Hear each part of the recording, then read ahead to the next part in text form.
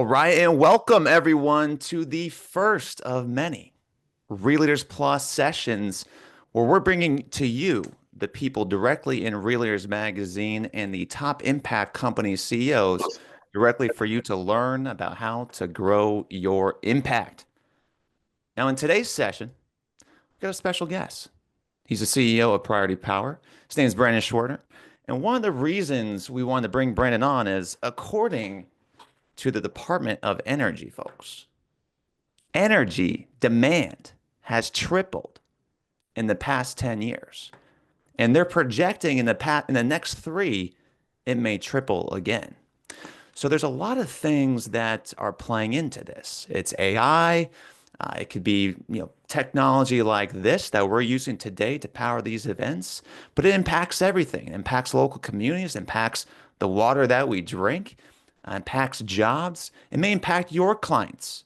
And so bringing on someone that I think I read here in the Real Leaders magazine that Priority Power covers over $1 billion, a billion with a B dollars of energy spend. We want to bring the leader of that organization to you to help answer those complex questions, help bring some experience to this matter, because right now, the administration has just passed another bill to make sure that we build infrastructure. This is a bipartisan issue.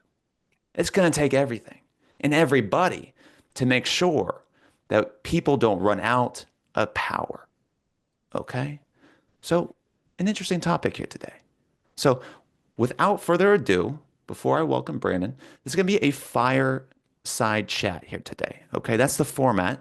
So, we'll be asking Brandon a couple different questions as it pertains to his role and what he's seeing right now in his industry.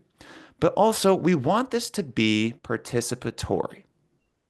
Okay, so if you can, please turn on your cameras, mute yourself if you can, and we'll make sure that we answer your questions in the later half of 15 minutes.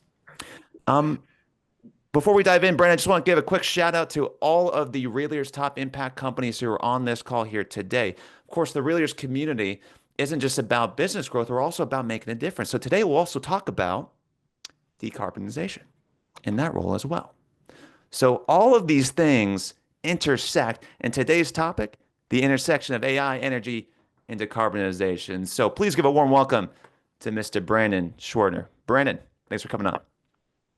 Thanks for having me. It's always fun. And Kevin, I had to mention to my seventh grade son yesterday, I said, hey, I get to do a podcast tomorrow.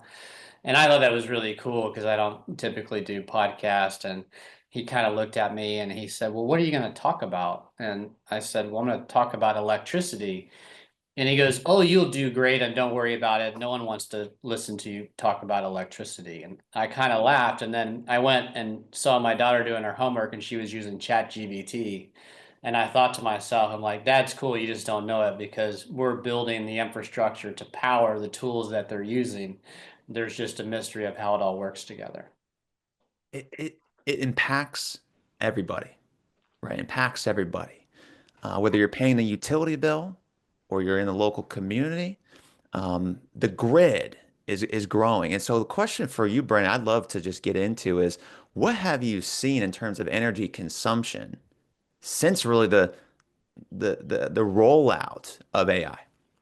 Yeah, and it's all very new. I mean, just in the last, couple of years, are we really trying to wrap our brain around how big is this? And I can tell you that, I've been in the business for over 25 years, and for the better part of my career, people didn't care about electricity. It was the same as buying toilet paper, and they didn't care what color it was. I just wanted it cheap, and I wanted to always be there because I get mad when I lose power.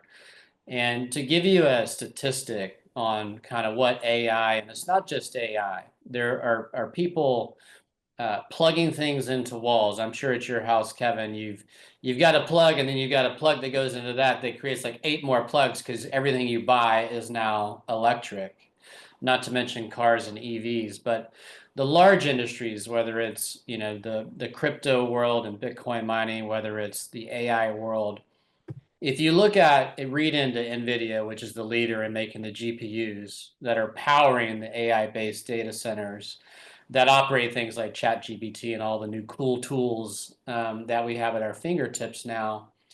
If you do the math, they have sold in their new Blackwell chip that runs around $30,000 to $35,000 per GPU that goes in these facilities.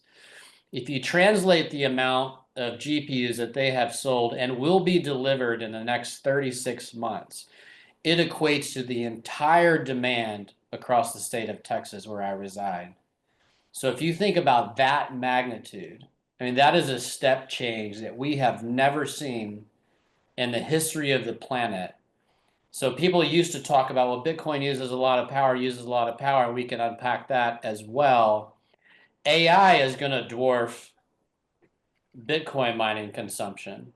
And then if we ever find a way to economically use hydrogen, water electrolysis, and electrolyzers, they're going to dwarf the AI movement, and who knows what's coming next. So the question that's posed to the planet right now is, how are we going to meet that demand? And I see this bottleneck because of the underlying economics and the demand for these products. There's going to be a supply demand mismatch well over the next decade. And we have never endured that in the history of the earth. And Brennan, your take on how we'll be able to meet this demand. Yeah, great question. Well, all things are good in moderation. So let's go back 5 years ago when the world said, hey, politically, we're going to move and incentivize the decarbonization movement. Europe led that. I think they went too fast. A lot of problems they're having today was they tried to do it overnight, and you just can't do it that way. And so we have accelerating demand. We have in different spots, not everyone, but there's definitely an underlying movement to be more efficient and to build cleaner sources of energy and tap into that. But my take on it is it's going to take all forms. And so I'll go through a couple of segments. I think in the US and really in most continents, we've probably missed an opportunity to build out the nuclear sector. I'm a big fan of it. It's really expensive. It takes a long time. But I think that was a critical asset we should have built, but we didn't know this demand was coming, and it takes a long time. So you're going to see that certainly be addressed. There's certainly a political angle to this. I think going forward in the new administration, you won't see a lot of wind be built. I think we've tapped out in most of those regions. We built a lot of that 15 years ago, and it's all constructed and working. I think you're going to see a lot more solar be built. You're going to see solar paired with large industrial facilities behind the meter, in front of the meter. But if you've ever driven through an area where there are wind farms, in the next 5 years, you will see physical change. All of a sudden, these big solar farms are going to be everywhere. It's going to be a big step change just physically to the grid. Natural gas is going to have to play a big role. The wind doesn't always blow and the sun doesn't always shine. So how do you manage that intermittency? You have to have gas, and gas is not a bad thing. It's not wind or sun, but it's a great resource, that we're going to see. And whatever new innovation comes, right? Batteries are held hostage right now to lithium, which is very, very expensive relative to the cost of power that we currently pay. So it's not only how are we going to meet the demand, Kevin, it's how do we keep prices relatively economic so we don't harm the customers. And we all know that the lowest fortunate people always get hurt the most. So you can't just come in and say, all right, we're going to fix this, we're going to build X, Y, and Z, but we're going to triple electricity rates. That's in the economy south. It brings real pain into the industry. So I'll end with this. McKinsey says we're going to spend $9.2 trillion a year between now and 2050 as we move in what I don't consider it an energy transition. It's an energy addition. We're not going to shut everything down and just build something new. It's not possible. And we've seen that in history when we went from salt to heating fuels to cook food, when we went from horses to the automobile industry, we did it because there was material efficiencies, but we didn't leave those resources behind. So it's more of an energy addition. But if you think about that magnitude of money, and by the way, all that needs some type of positive IRR associated with it, people will make mistakes. We've never spent that type of money in the history of the world on energy. It's just crazy to even think about, especially in the kind of work that we do. Brandon, I read recently, Biden before his departure, he just passed an executive order to continue to invest in this energy infrastructure, saying, "Hey, this is bipartisan. We don't want to pass on the costs to future generations for this kind of demand." In my forum yesterday, a lot of anxiety, a lot of concerns about the new administration and what will happen as it pertains to alternative energy and the decarbonization goals. What are you feeling right now in terms of the new administration, how it will impact your organization and energy as a whole? Yeah, loaded question. Thank you for throwing that out Of early. course, only loaded questions only. Only on Real Leaders podcast. Um, First of all, I had a great mentor many, many years ago that taught me exactly about what I'm about to walk through. And secondly, I'm not a politician, but I do have politicians in my family, so I'm very well versed in the world of politics. First of all, there's one thing you hear in the year of every presidential election in the news. This is the most important election of your lifetime. Like how many, we hear it every 4 years, right? So why is it news that rules are going to change every 4 years? I mean, even if it's the same president, rules are going to change. And we as leaders, we can vote and all that, and all that's wonderful. Our job is to understand the sandbox and the rules and then go create good. And so I just anticipate it and try to get ahead of it, and we can unpack kind of what I see as changes coming with the new administration, and I think that's a healthy thing to kind of walk through. But I'll also say, Kevin, when I think about impact, there's really two approaches, and by the way, both are okay. When one says or has a heart for, I'm going to go effectuate change or I'm going to create impact, and there's a variety of ways you can do that. The first approach, which is still okay, but I don't think it's the best approach, and I see it in people, is I start with looking at something I don't like. And then I say, I'm going to go change that. And that's totally fine, and I applaud that, and that's great. But I'll give you an example. When I got to meet Damon last year because of you and his whole story prior to Shark Tank and Bonobos and all that, like it's just an incredible story. A guy like that, his approach, which I think is where we all aspire as leaders to be, is there's so many ways to create good, and although there's lots of evilness and bad things in the world, just do that. They typically take the lead. And if you enter with that mindset that I'm just going to push forward and create, and I don't come in with the baggage of I really hate this, so I'm going to go do that. I just think it's more effective and it's more healthy across team building and emotional, and I think it creates more impact. But let's talk about the new administration. So what you pointed out is legislation. You're right. The movement, whether it's decarbonization or just meeting electrical demand, that's a global problem, by the way. And let's not forget there are hundreds of millions of people today that still don't have access to clean water or electricity. So we always keep that lens that we're talking about how to keep ChatGPT and whatever next running. And that's great, but this impacts everyone. So the Inflation Reduction Act that was passed in the Biden administration, which is what most people are concerned about being repealed. First of all, it wasn't an Inflation Reduction Act bill, it was a climate bill. And it was the biggest legislation for climate that has ever happened in the history of the country. And you're seeing the impacts of that, whether it's the solar subsidies, the subsidies for hydrogen.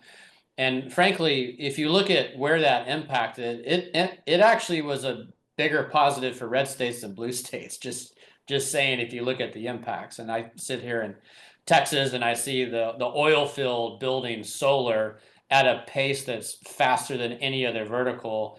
And the press releases say we're now drilling with sunshine, right? So those are really those are good things that are happening, because you can't just stop something and start something new. I think a lot of the wind subsidies under the Trump administration will be repealed. I think there's going to be a huge slowdown for wind. I think solar will be left alone. It will continue to accelerate. And by the way, the innovation in solar and the ability for panels to be on floating ponds for cooling, to follow the sun, like there's been a lot of cool things done over the last half a decade.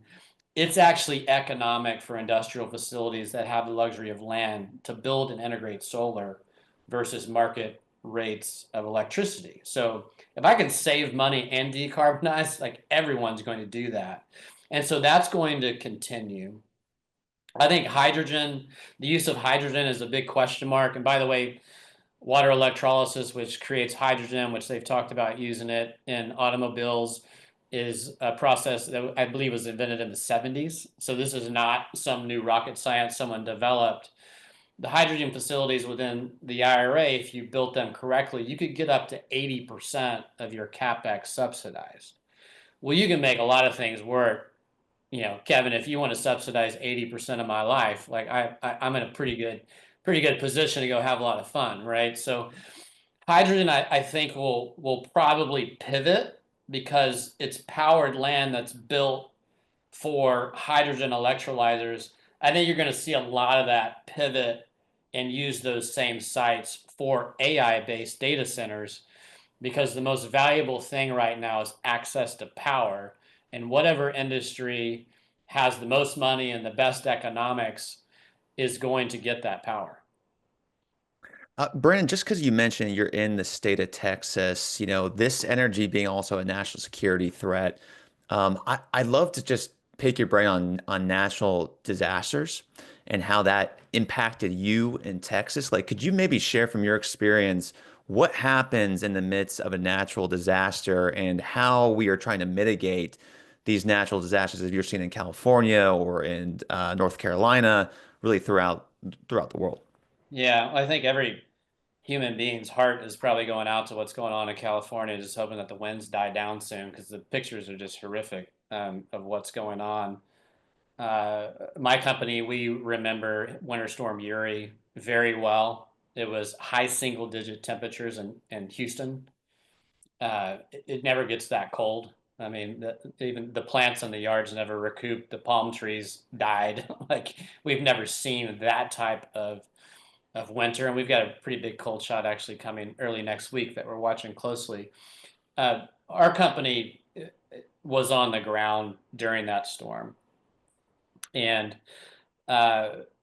it's just always a mess is the point. Whether it's a hurricane, a fire, a flood, an ice over, it's just a mess, right? And it impacts everyone, by the way. And if you've looked at your home insurance premiums or car insurance premiums, like insurance is going through the roof right now. And that is a statistically driven business model. And so I would never get in an argument over climate change or this and that, but I would beat the table and say something's changing right now in a material way. And we're seeing more volatility. I happen to not doomsday, but water is becoming certainly an issue with population growth and migrations from state to state. That is a real thing. I think we're probably headed someday where there's going to be a war fought over water, like historically it was over oil, will become very important. Um, the bad news, and I'll give you the good news. The bad news is when we look at, the Paris bill or trying to meet net zero goals by 2050, I say no way in hell. Like it's just not possible. Like the planet's not working together. Consumers can't afford the cost of that. It would send the economy south, and this is kind of where politics can get in the way, because every politician wants to get reelected, and it's just going to take longer to achieve that. And I'm not a scientist, and what does that mean? And I don't know. I think what we as leaders have to do is I'm going to do the best with what I can do with the great people that I try to surround myself with, and turn the knobs that we can turn. And our business, we're not NVIDIA, but we're a fairly large business. We have reduced over 10 million metric tons of GHG, and that's a lot if you understand how those metrics work. And that is building solar, and a lot of that's in the oil field and other industries as well. So, I don't have, the golden arrow in the quiver to give you the perfect answer of how this is all going to be solved. I think it's all TBD. And unfortunately, I think there's going to be a little bit of pain. Energy prices are going to go up in some form or fashion. They just have to. I mean, think if it's the automobile industry and you got 3 buyers for every 1 car, what happens to prices? Mm, They're mm, going to go up mm. until there's something new that comes in and interferes and replaces, that demand. And I'd love to just maybe even set the record straight for, everyone on the call. Like, what are maybe some misconceptions about the electricity market as a whole? Yeah, one of my I've always been an electricity person, and I've always been fascinated with it because it's uh it's really this mysterious commodity, and let me explain why. And so if we're talking about Starbucks coffee, right, because that's a commodity, and it's, you get your elongated order of 9 words and it's $6, and then you go in the next day and they say, hey, it's $30 for the same order. Kevin probably says, whoa, what happened? And they say, well, there's a shortage and this is what it costs. And then all of a sudden you say, well, I may just get a cup of water or go buy, a glass of tea. So prices affect you as a consumer. If gasoline goes to $25 a gallon, you will not drive as much. Most people, maybe rich people, will just drive, they don't care. But for the better part, you will see a demand response from the consumer. Now, look at it through the lens of electricity.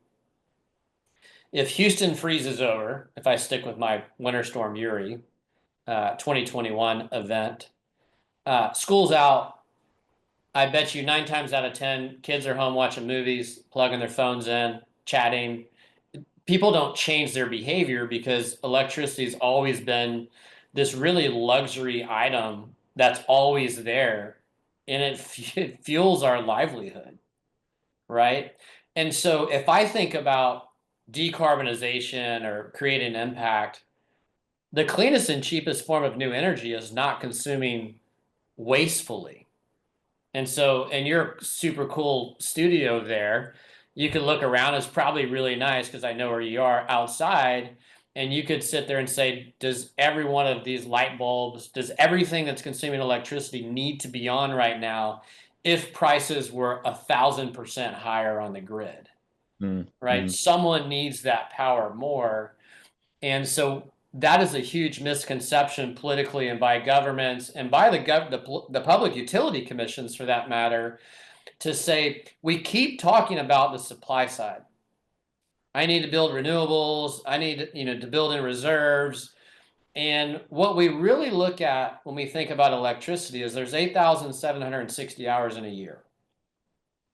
If you look at these weather events, you're typically talking about under 100 hours of problems a year. The rest of the year, the sun's shining, wind's blowing, we're riding our bikes, we're hiking, the world's in great shape. So I don't need to build baseload nuclear facilities to solve for 20, 30, 40 hours, 100 hours out of that 8,760. What I Sure. need to do is turn and focus on the demand side and try to figure out how I say, hey Kevin, I know you're gonna you're gonna riff with Brandon today, and y'all gonna talk about all this stuff that no one's gonna understand, and that's great. But hey, we have an event going on the grid. We're gonna pay you $1,000 not to do that show, and you can just do it next week. And then you have to turn everything off. Easy decision, right? Now I'm compensated for changing my behavior. That is the connecting point that's never been established in our business. We're doing it with blunt axes, with Bitcoin miners and different large loads, and it's great. It helps harden the system. These businesses can make more money shutting their facilities down than they do running their core business, because they're giving that power back to the grid. They don't set the prices, but if there's scarcity, prices are high, and now they can monetize that. So that is a utility benefit that they've always had over the consumer, that, hey, Kevin, I have a problem that you didn't have anything to do with. And to fix my problem, you're going to lose power, and I'm not going to compensate you for it. You're going to sit there and suffer. That economic benefit has to be changed. I think the future that we're going to see in a couple of decades is, we'll have like a grandkid will be living in New York in an apartment building, and they'll have something go off on their phone and say, hey, here's $20 off pizza downstairs. We're moving your thermostat 4 degrees. And so I don't have to understand electrons and power flow. You've given me the present value for me allowing you to manipulate my consumption automatically through some type of IoT device. And 4 degrees isn't going to disrupt my behavior when I'm down there eating free pizza, but you've economically rewarded me. And if you do that across all consumers, residential, businesses, I mean, just today, I encourage you to walk around and just look at everything that's consuming electricity. It's not all core resources that need to be running. But if we don't economically reward people to change their behavior, it's never going to happen. I think there's 20 to 30% waste off the top of total consumption that could be economically rewarded. And that has no CapEx associated with it versus building new power plants. Interesting. So I'd love, because I know a lot of people are listening to this, maybe trying to understand for the first time really what you're talking about here. Maybe break this down and for like the layman, for a residential home, let's just say a residential home. What does this look like to you in the future in terms of, I guess, taking back control of your own power energy? Yeah, absolutely. Uh, First of all, I don't think the consumers needs to be or should be required to be educated about electricity, power flow, and frequency, and all the the stuff no one cares about. If I asked you, what would we have to do to get everyone to vote in the presidential election? Well, you just kind of laugh and say, well, it's just not possible, right? But this is a case where we have to develop a reward system where someone says, I really don't care what you're doing. If you're telling me you're going to move my thermostat 2 degrees, I don't care, because I'm getting $50 Starbucks card every month, right? There's going to be a lot of innovation in some reward system. Interesting. But here's the punchline, Kevin. If we go back to sticking with the winter storm, where, I mean, I live in Texas, so it was a horrendous 4.5-day event. And by the way, to give you a little more knowledge, if that event, when it went down, when that storm really hit and all the power plants lost gas pressure and like just complete disaster, the wind farms froze, they couldn't spin. The water plants that fed the power plants started to explode because they were getting iced over, and then you couldn't truck water in because the roads were iced over, like complete disaster across. I mean, it's just never happened before, right? If we had that ability to move 4 degrees in thermostats across the state in every home, we probably would have slid through that storm without a power outage. So that's what I'm talking about in the aggregate benefit. But when you think about the technology and the IoT connectivity and all of that needs to take place to do that, we're decades from that. But that will be the future, because again, that's the cleanest and cheapest source of new energy. And I'll tell you another fact about that storm. If they would not have shut load off, I would say if they waited 20 minutes longer from when they started knocking cities out and shutting them down, Texas might have been out of power for a month. And the reason for that is every state, and if you want to talk about security on the grid and things like that, this is a great kind of a point to lead into that conversation. Is everyone has plans that if the grid goes down, I can get it back on. And this is happening in California right now. But they're theoretical plans, and the grid's always changing, right? New restaurant, new road, new transmission line, new neighborhoods. So the supply demand's always changing. So it's all in theory. And you have to start a small piece of the grid and energize it, and then you have to start the next one and the next one and all these, and that's how you build back up. You don't just flip one switch and the whole state of Nevada comes back online. So that's unproven, and if you lose certain points, it's going to take that long to re-energize the system, and that creates risk across banking, security. People go crazy, right? Ransacking stores and whatever. It's just is what goes on. So scary, scary stuff. I think all states right now with the bipartisan effort to build infrastructure is addressing that.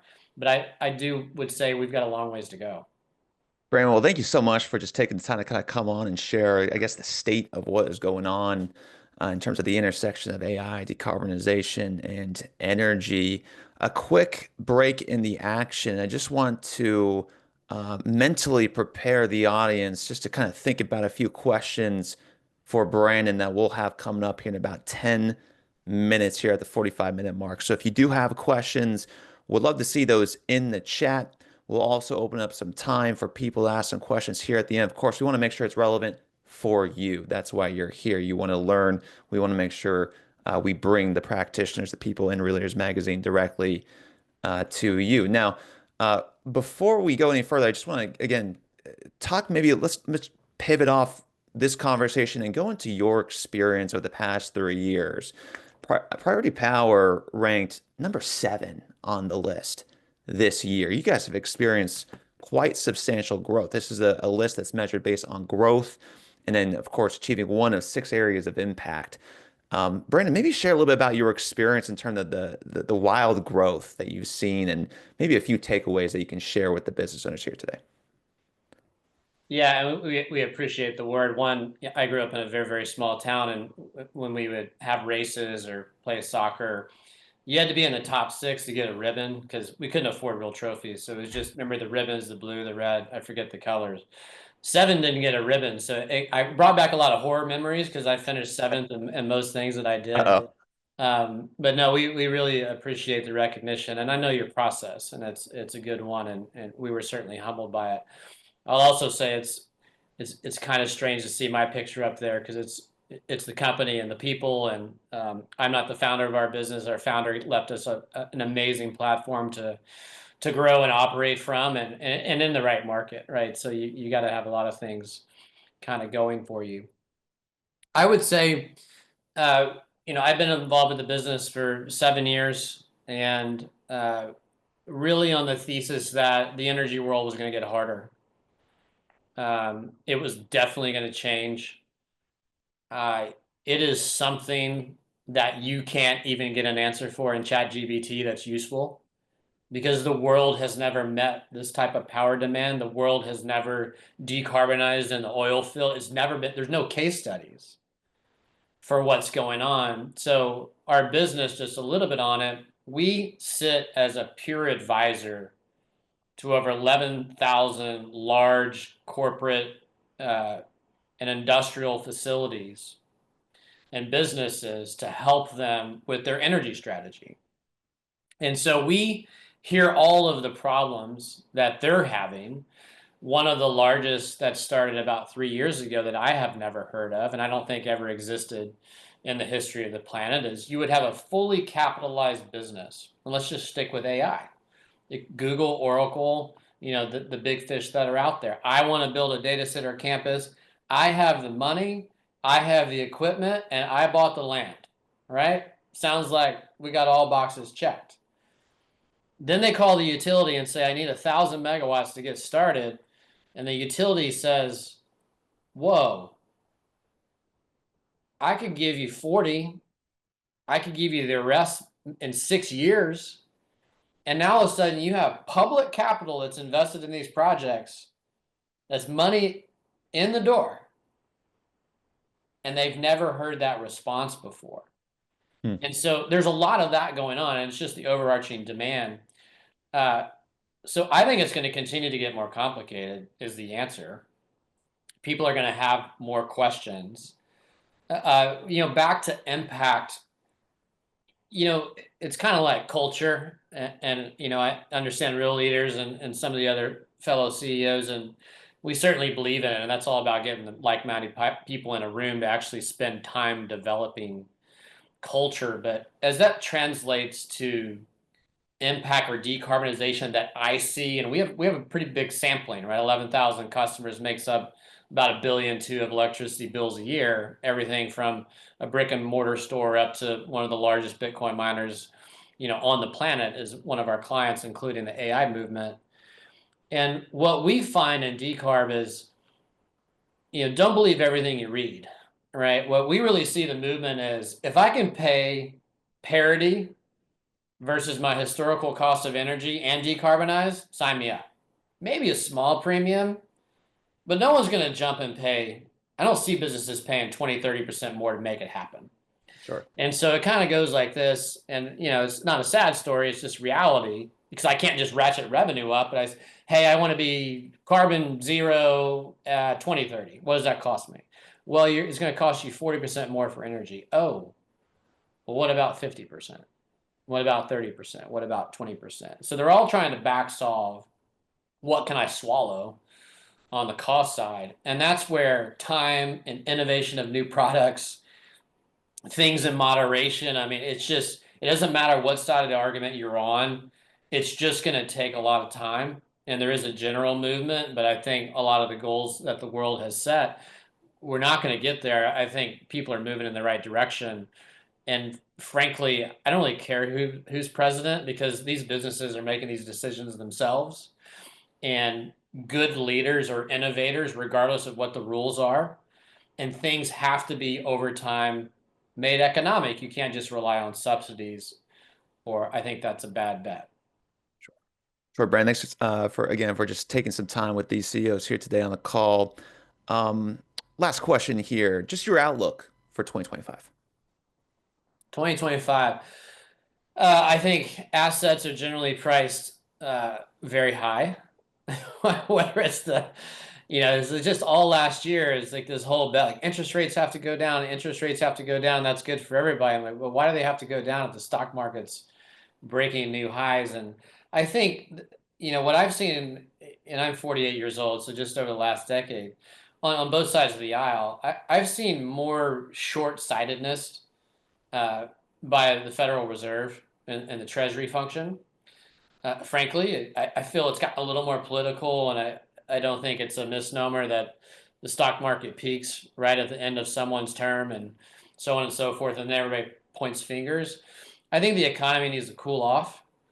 Um, I, I'm of the opinion, I don't think we're going to see rate cuts this year until we get asset repricing, and that's a healthy thing for the economy. It's not bad, but we've kind of lived a honeymoon economy for the past 25 years. We can talk about Lehman Brothers and Enron and the pandemic, but if you look at markets and the value of assets that have grown across the board, those were V-neck recoveries. They were blips, and now we're at all-time highs, including housing and residential and the whole thing. So I think all that has to moderate. I think deal flow will pick up. I think M&A activity is going to be really hot. I'm already seeing that. And I think it was just getting through an election cycle where people know the rules and what is the new fiscal policy. So now I know what the rules are so that I can put my game plan together to go grow. So I'm optimistic that there's going to be a lot of activity,